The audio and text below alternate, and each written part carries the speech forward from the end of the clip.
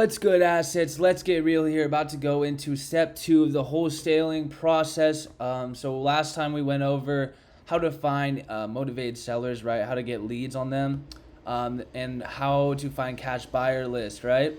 So now I'm going to be going over what to do once you find a lead. Okay, so let's get into it. So right here, I'm on Zillow. If you didn't already see the first video, go back and look at it. I went over how I found like pre-foreclosures, Craigslist houses, all of that. So I'm just going to go through kind of cold calling, kind of the script of how I usually do it, how it works for me. And then I'm going to kind of go through a couple scenarios of how I respond to these people, right? So let's just pull up a random house right now. So let's say I see this two bed, 2 bathroom pre-foreclosure. I've already done the research on it. So right now I'm going to reverse search this number, right? So it has a pre-foreclosure. Comparable properties is going to be the next video, so stay tuned. But let's do reverse searching. So I'm going to pull up a new tab. I have 100% free people search right here, which is truepeoplesearch.com. And then I have fastpeoplesearch.com. So you can use either of these. Sometimes I like to use both because sometimes one has more data.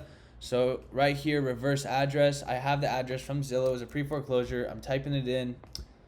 That was in San Diego, I believe. Yeah, so San Diego. So I'm going to type that in. So now it has all these lists of people that used to live there, maybe still live there. Let's click on the first one. So current address is the same address that I just searched on the pre-foreclosure. Remember, this is all public data. If it's when they purchase the house, this data goes into the database, and it's all public record, right? So now I have all these numbers right here that could be potential numbers of this guy that owns the property. So let's say I'm going to add that to my list. Let's say I added all these properties, all these leads to my list. Now I'm going to call this guy. So I'm going to type in the number. I'm going to call him up, and I'm just going to ask a couple questions. So this is how the conversation is going to go. All right, so they answer. I'm going to say, hey, how's it going? This is Kyle. I am a new investor in the area. I'm working with a team right now. We're looking for properties around the area, and I was just calling to see if I could get a hold of the owner of 13343 Rancho Penasquitos Boulevard, San Diego. They will be either super like chill and relaxed, be like, oh yeah, this is the owner. And then they might say that their name. So if it was David, yeah, this is David. How's it going? What can I do for you? I'm going to be like, hi, David. How's it going? I'm just interested in this property. I'm working with the team of investors. We're kind of looking around for a property, a new investment property. We were looking to see if you might be interested in selling in the near future. Usually this will go no. Usually they'll be like, no, I don't know how you got my number. If that's the case, you can tell them. You'd be like, well, your number's on public record. Once you bought the house, there's a way to get rid of that. So if you would like to do that, sorry for wasting your time. Have a good rest of your day. Boom. You're going to get a lot of people upset, a lot of people mad. It's a cold call. They can get over it, right? If they're getting a phone call that they don't want, they have to take the steps in order to make that not happen. So that's on them. Don't get too upset over someone that's pissed off. But let's say that he was interested. He's like, yeah, actually, my property's actually on pre-foreclosure. You know, it's they're a motivated seller. I need to get rid of it soon. But yeah, that'd be awesome. What's the offer? And I'm gonna say, well, I need to check out the property. I need to get a little bit more information and then talk to the team of investors. I'm seeing on Zillow it's a 2-bedroom, 2-bathroom. Is that right? They're gonna say yes. And then I'm gonna say, so 833 square feet. And they say, yeah, that's about right. Perfect. Is there anything wrong with the property? Is there anything wrong with the plumbing, electricity? Plumbing, all of those questions, right? I need to get a feel of what's wrong with the property before I can go into depth and kind of find an offer on the property. So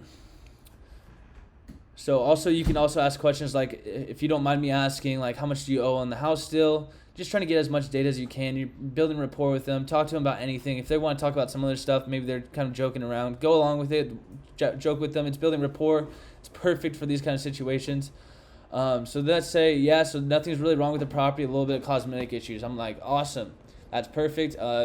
You can either set up a time to go look at the property with the guy, or you can kind of just do a comparable research. I would 100% recommend going to look at the property if you can. It just helps you be able to make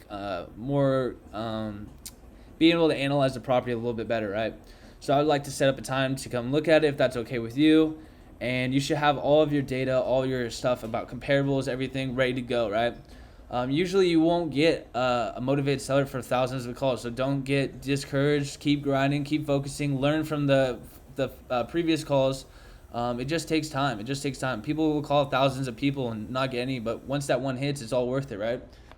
So now I know that there's nothing really wrong with the property. I saw the cosmetics. I see where the area is, right? It's right around this area. I'll be going to go into comparables on the property in the next video, but that's how you do kind of a cold call. Do this thousands of times. If those numbers don't work, try the next one. Fast people search is another one. So you just have to do the same thing, reverse search.